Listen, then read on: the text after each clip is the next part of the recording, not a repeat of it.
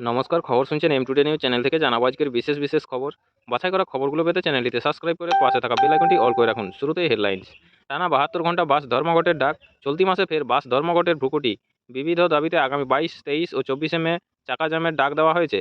বাস, mini bus ও school bus এই ধর্মঘটে সামিল হতে চলেছে বলে বেসরকারি বাস মালিকদের দাবি। চাকরিহারা শিক্ষক ও শিক্ষাকর্মীদের হাতে বিকাশ ভবনে আক্রান্ত স্বয়ং বিদ্যাসাগর। বর্ণ পরিচয়ের স্রষ্টা, নবজাগরণের প্রাণপুরুষ থেকে সমাজ সংস্কারক তিনি পণ্ডিত ঈশ্বরচন্দ্র বিদ্যাসাগর। ২০১৯ সালের ২৬শে সেপ্টেম্বর জন্মদিবস উপলক্ষে বিকাশ ভবনে তার পূর্ণাবয়ব মূর্তি বসিয়েছিল রাজ্য সরকার। ২ মাসের মধ্যেই হাওড়া থেকে দিল্লি রুটে চালু হতে পারে বন্দে ভারত স্লিপার। বিজেপির মন্ত্রীকে বরখাস্ত করার দাবিতে মোদির দ্বারস্থ কর্নেল সোফিয়ার পরিবার। প্রতিরক্ষা ৫০,০০০ কোটি বাড়তি বরাদ্দ করেছে মোদি সরকার। প্রথমবার তালিবান মন্ত্রীর সঙ্গে ফোনে সরাসরি কথা জয়শঙ্করের। রাজ্যকর্মীদের বকেয়া ডিএর ২৫% ৩ মাসে সুপ্রিম কোর্ট। চিন্নাস্বামীতে আরসিবির মুখোমুখি কেকেআর। বিরাট উন্মাদনায় আজ ফিরছে আইপিএল। ভারত ও পাকিস্তানের সংঘর্ষ বিরতির পরিপ্রেক্ষিতে শনিবার শুরু হচ্ছে আইপিএল। করোড়পতি লিগে এদিন চেন্নাস্বামী স্টেডিয়ামে রয়্যাল চ্যালেঞ্জার্স বেঙ্গালুরুর মুখোমুখি কলকাতা নাইট রাইডার্স। হাওড়াপুরী বন্দে ভারত ট্রেনে বাড়ল কোচের সংখ্যা। ৯০ মিটারের ওপারে জ্যাভেলিন ছুঁড়লেন নীরজ চোপড়া। শুভেচ্ছা জানালেন প্রধানমন্ত্রী নরেন্দ্র মোদী। ডেবরা, ধাম তোড়ে নারকেল গাছে বাজ পড়ে দাউ দাউ করে জ্বলছে গাছ। ডেবরা সত্যপুর উপস্বাস্থ্য কেন্দ্রের মাঠে আদিবাসী সম্প্রদায়ের শিকার উৎসব হলো জাঁকজমক সহকারে। ওয়েস্ট বেঙ্গল, এভারেস্ট জয় করেও ঘরে ফিরতে পারলেন না সুব্রত ঘোষ। বিনপুর ২ নম্বর। ২০০৬ বনাধিকার আইন অনুযায়ী অদলচুয়াতে গঠিত হলো গ্রামসভা। ঝাড়গ্রাম, যোগ্য শিক্ষকদের পুলিশের লাঠিচার্জের প্রতিবাদে ঝাড়গ্রামে সারা বাংলা প্রতিবাদ দিবস পালন করল এসইউসিআই। ওয়েস্ট বেঙ্গল, পাকিস্তান দেখেছে ট্রেলার, রাজনাথের হুঁশিয়ারি আবার। ঝাড়গ্রাম, চিকিৎসাকর্মীকে মারধরের ঘটনায় অভিযুক্তকে ৩ বছর ৪ মাসের সশ্রম কারাদণ্ডের নির্দেশ ঝাড়গ্রাম জেলা আদালতের। বিনপুর ১ নম্বর। গাজন উপলক্ষে বিনপুরে হলো দণ্ডিকাটা অনুষ্ঠান, ভিড় হলো মানুষজনের। নয়াগ্রাম, তীব্র গরমের হাত থেকে মানুষকে স্বস্তি দিতে অভিনব উদ্যোগ নিল নয়াগ্রাম থানার পুলিশ। গোপীবল্লভপুর ১ নম্বর। বিকাশ ভবনে আন্দোলনরত শিক্ষকদের উপর পুলিশি অত্যাচারের অভিযোগে হাতিবাড়ি মোড়ে পথসভা করল শিক্ষক সংগঠন। গোপীবল্লভপুর ২ নম্বর। রাজ্য তৃণমূলের নির্দেশে শহীদ তর্পণ মিছিল সফল করতে তপসিয়া কন্যাশ্রী মঞ্চে বর্ধিত সভা করল গোপীবল্লভপুর ২ নম্বর ব্লক তৃণমূল। পাক প্রধানমন্ত্রীর গলায় স্বীকারোক্তি, অপারেশন সিঁদুরের সাফল্য মানল পাকিস্তান। আর সাধারণ পাক নাগরিককে বোকা বানাতে পারছে না পাকিস্তান সরকার। সেই কারণে ঢোক গিলে অপারেশন সিঁদুরের সাফল্য মেনে নিতে বাধ্য হলেন খোদ পাক প্রধানমন্ত্রী শাহবাজ শরীফ। মুম্বাইয়ের বিমানবন্দর ও তাজ হোটেলে বোমা হামলার হুমকি, তদন্তে পুলিশ। কমলো তাপমাত্রা, আজ কলকাতায় কখন বৃষ্টির সম্ভাবনা? বিস্তারিত জানতে আমাদের চ্যানেলটির সাথে যুক্ত থাকুন। চাকরিহারাদের অবস্থান অব্যাহত, পুলিশ সহনশীল, আঘাত করেছে আন্দোলনকারীরাই, এডিজি। বিকাশ ভবনে বৃহস্পতিবার ধুধুমারের পরও চাকরিহারা শিক্ষক শিক্ষাকর্মীদের অবস্থান অব্যাহত এবং তা ছিল সারা রাতই।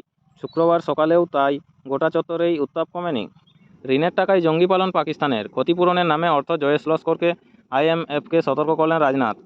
আপনারা এতক্ষণ শুনলেন আজকের সংবাদ শিরোনাম। আসবো বিস্তারিত খবরে। ২ মাসের মধ্যেই হাওড়া থেকে দিল্লি রুটে চালু হতে পারে বন্দে ভারত স্লিপার। নয়াদিল্লি, আপাতত অনিশ্চিত জম্মু শ্রীনগর বন্দে ভারত স্লিপার ট্রেনের উদ্বোধন। এর ফলে মিস হতে পারে রেলের এই সংক্রান্ত ক্যালেন্ডার। অর্থাৎ এপ্রিল থেকে ডিসেম্বর মাসের মধ্যে দেশের ৯টি রুটে বন্দে ভারত স্লিপার ট্রেন চালানো সম্ভব নাও হতে পারে। মরিয়া হয়ে তাই অন্য রেডি রুট খুঁজছে রেলমন্ত্রক। এই পরিস্থিতিতে রেল বোর্ডের অন্যতম পছন্দের তালিকায় রয়েছে নয়াদিল্লি থেকে হাওড়া রুটই। আগামী বছর বাংলায় বিধানসভা নির্বাচন রয়েছে। রেল মন্ত্রকের শীর্ষ সূত্রে জানা যাচ্ছে যে সেই ভোটের ঢের আগেই নয়াদিল্লি থেকে হাওড়া রুটে চালানো হতে পারে শয়নযান বিশিষ্ট semi high-speed Vande Bharat train.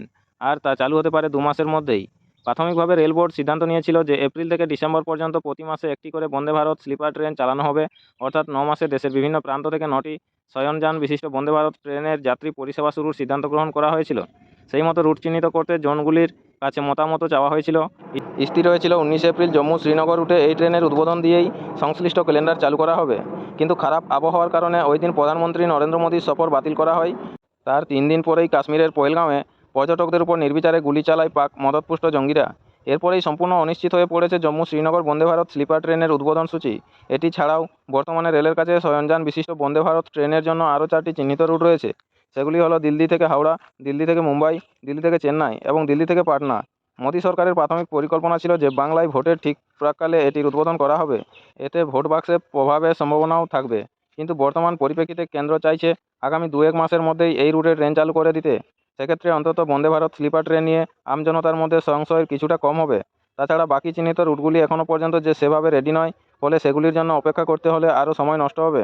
Rail সূত্রের খবর, নয়াদিল্লি থেকে হাওড়া রুটে বন্দে ভারত স্লিপার ট্রেনে থার্ড এসির ভাড়া হতে পারে যাত্রীপিছু ৩,০০০ টাকা, সেকেন্ড এসির ভাড়া হতে পারে মাথাপিছু ৪,০০০ টাকা, ফার্স্ট ক্লাস এসির ভাড়া হতে পারে ৫,১০০ টাকা করে। নয়াদিল্লি থেকে হাওড়া রুটে ১৬ কোচের বন্দে ভারত স্লিপার চলবে। কমলো তাপমাত্রা, আজ কলকাতায় কখন বৃষ্টির সম্ভাবনা দেখে নেবো আজকের আবহাওয়া দপ্তর কী আপডেট দিয়েছে। কলকাতা শহর, কলকাতায় সামান্য কমেছে গরমের দাপট, প্রায় 40 ডিগ্রি ছুঁই ছুঁই তাপমাত্রা নেমে এসেছে 35 ডিগ্রিতে। ফলে দহন জ্বালা থেকে কিছুটা রেহাই মিললেও কলকাতায় অস্বস্তি বজায় রয়েছে শহরবাসীর। এরই মধ্যে সুখবর হিসেবে কলকাতা সহ দক্ষিণবঙ্গে রয়েছে বৃষ্টির পূর্বাভাস। আবহাওয়া দপ্তরের পূর্বাভাস মোতাবেক আজ কলকাতার আকাশ সকালের দিকে থাকবে আংশিক মেঘলা, বেলা বৃদ্ধির সঙ্গে সঙ্গে বাড়বে তাপমাত্রা, তবে বিকেলের পর বজ্রপাত সহ বৃষ্টির সম্ভাবনা রয়েছে।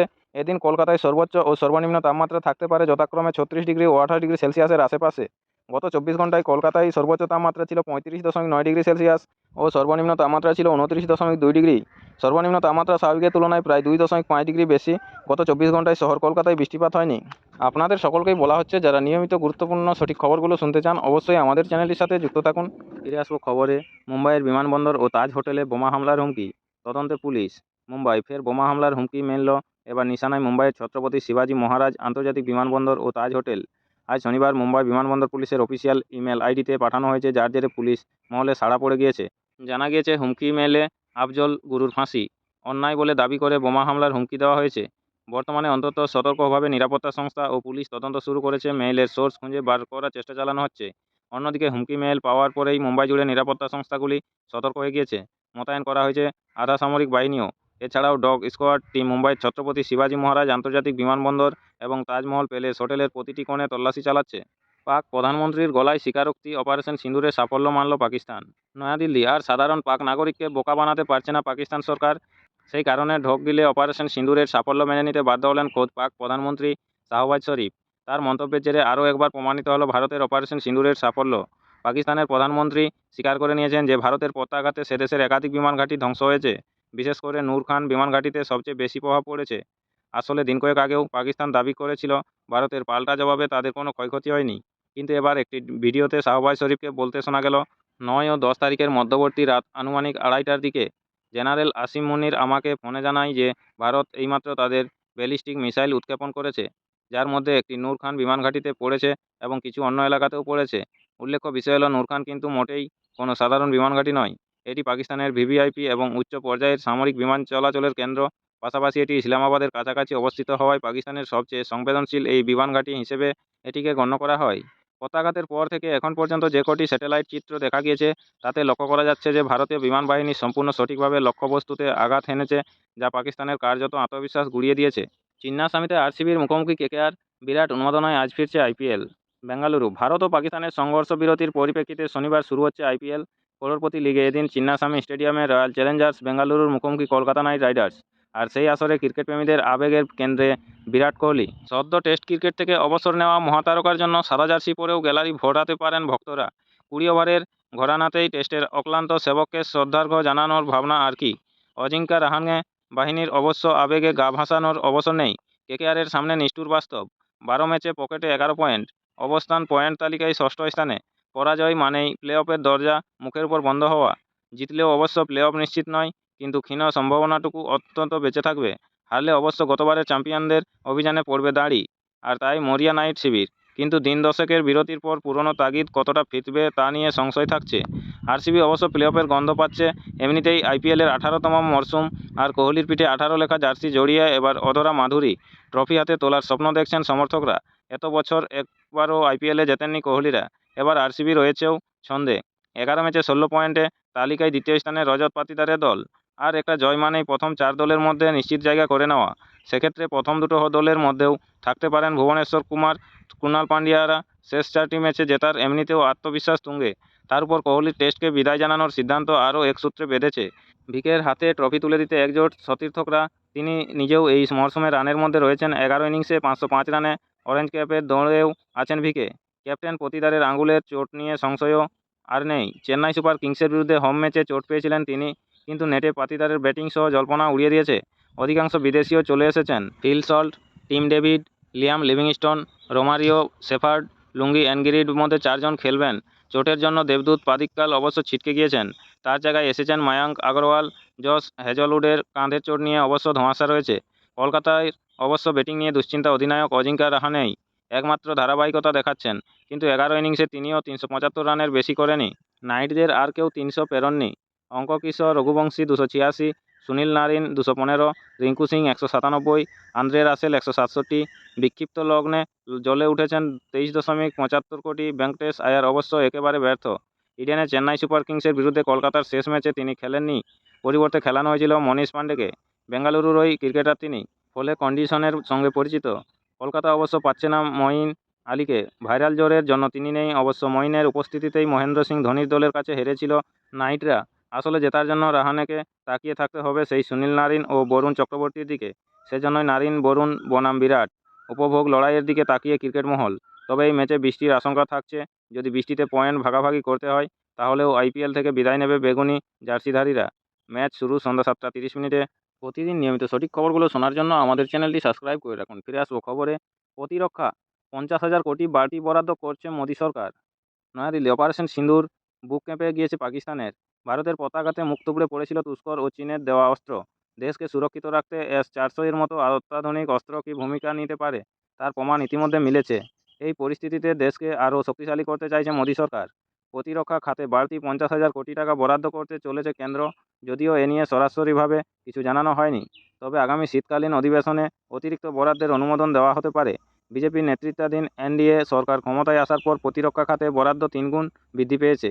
2025 সালের বাজেটে প্রতিরক্ষা খাতে 6,81,000 কোটি টাকা বরাদ্দ করা হয়েছে, মূল বাজেটের 13%। 2024 সালে বরাদ্দ হয়েছিল 6,22,000 কোটি টাকা। নতুন করে ভারত পাক সংঘাতের আবহে 50,000 কোটি টাকা অতিরিক্ত বরাদ্দ করা হচ্ছে।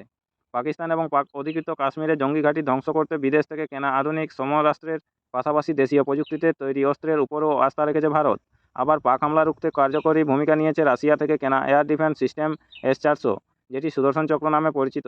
গত 12 মে প্রধানমন্ত্রী নরেন্দ্র মোদী বলেন, অপারেশন সিঁদুর অভিযানে ভারতে তৈরি অস্ত্রগুলির উপর আস্থা বাড়িয়ে দিয়েছে। একবিংশ শতাব্দীর যুদ্ধে মেড ইন ইন্ডিয়া অস্ত্র কতটা কার্যকরী ভূমিকা নিতে পারে, গোটা বিশ্ব চক্ষুষ করে নিয়েছে। 20 মে বিভিন্ন কারখানায় বিক্ষোভ দেখাবেন শ্রমিকরা। কলকাতা, প্রস্তুতি প্রায় শেষের পথে ছিল, কিন্তু দেশের বর্তমান পরিস্থিতির কথা মাথায় রেখে 10টি কেন্দ্রীয় শ্রমিক সংগঠন 20 মে ধর্মঘটের পথে হাঁটতে চায়নি। কেন্দ্রের শ্রম কোড লাগু করার বিরুদ্ধে এই ধর্মঘট পিছিয়ে 9 জুলাই করা হয়েছে। তবে 20 মে দেশজুড়ে বিভিন্ন কলকারখানায় কেন্দ্রীয় দপ্তরে ডেপুটেশন দেবে শ্রমিক সংগঠনগুলি। সিটুর রাজ্য সম্পাদক অনাদি সাউ বলেন, আমাদের রাজ্যে এই ধর্মঘট কেন্দ্র ও রাজ্য সরকারের বিরুদ্ধে। আমরা 20 মে বিভিন্ন কলকারখানায় ডেপুটেশন জমা দেব। কেন্দ্রীয় দপ্তরগুলোতেও ডেপুটেশন দেওয়া হবে। কেন্দ্রের শ্রমিক বিরোধী নীতি, সেগুলি তো আর মিটে যাচ্ছে না। নমস্কার, এখনকার স্থানীয় সংবাদটি এই পর্যন্তই। পরবর্তী সংবাদটি পেতে চ্যানেলটিতে সাবস্ক্রাইব করে পাশে থাকা বেল আইকনটি অল করে রাখুন। সবাই ভালো থাকুন, সুস্থ থাকুন। দেখা হচ্ছে পরের আপডেট খবরটিতে। ধন্যবাদ।